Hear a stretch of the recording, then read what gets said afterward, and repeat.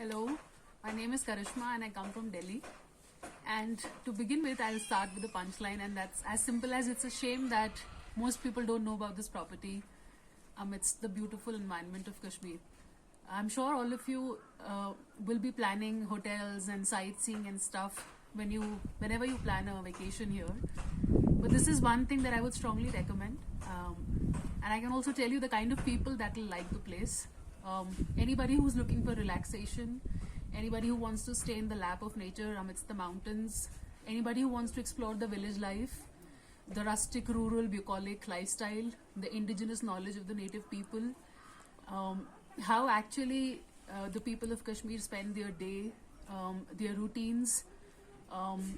You can have, a lot of bird song here. You'll have good food, plantation.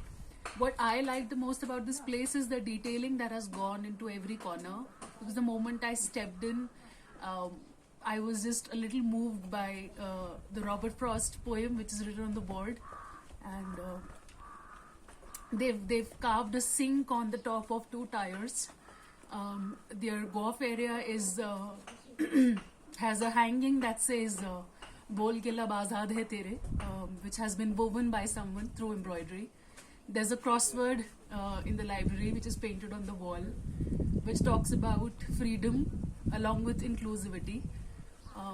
There is this entire place where they've carved wooden boards written on ropes, and things like resilience and freedom and courage have been talked about.